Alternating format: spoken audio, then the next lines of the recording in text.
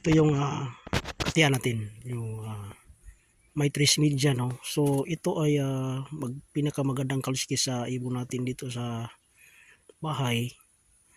So ito yung kaliskis niya, yung sa may dulo.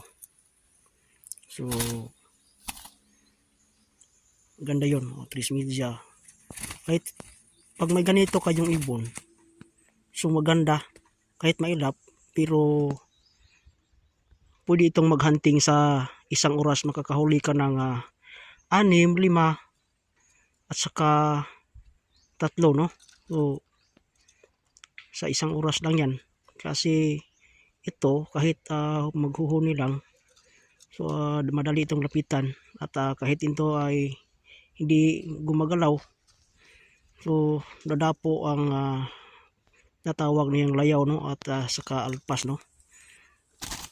Hindi na ito lumabas kayong kulungan. Jadi malaki ang bintang dito, pero hindi na siya malas kasi sanay na siya dyan, pero hindi na siya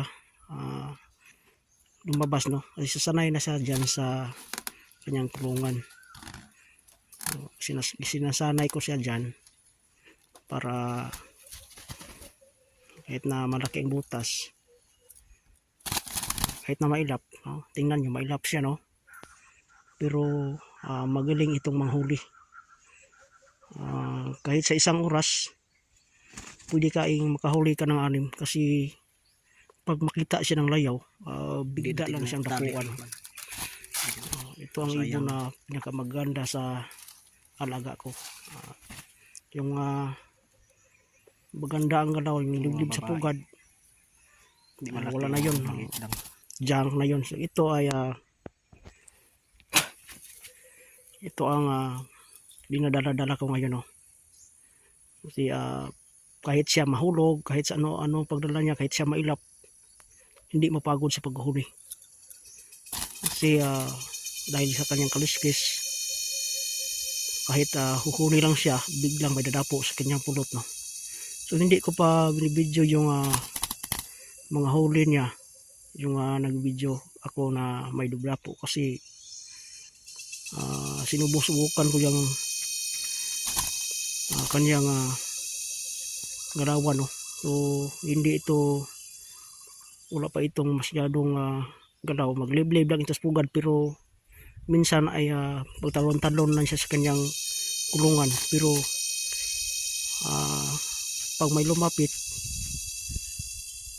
2 minuto at saka 1 minuto ay biglang lalapit o biglang dadapo sa kanyang pulot.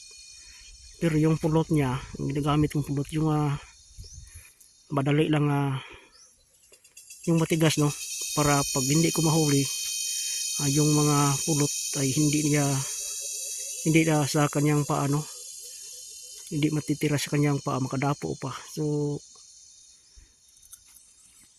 ito ay pinili ko lang yung mga gagawin kong katian. So yung mga katian na marunong sa pugad, marunong kumampay, so binigay ko na sa mga kaibigan ko, kasi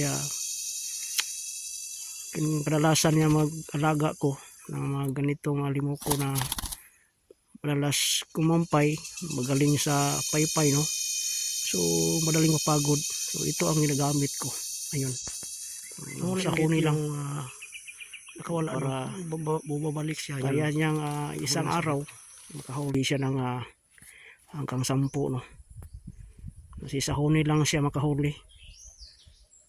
Madaling may lumapit, huli lang siya, may dadapo na. So hindi siya mapagod. So kahit ilang bisis mo siyang i-transfer, so ito na. So ngayon 3 ang huli niya, pero yung 2 pinakawalan ko kasi parang sisiyo pa yun, at saka babae. Yung tinira ko, ito yung lalaki. Dito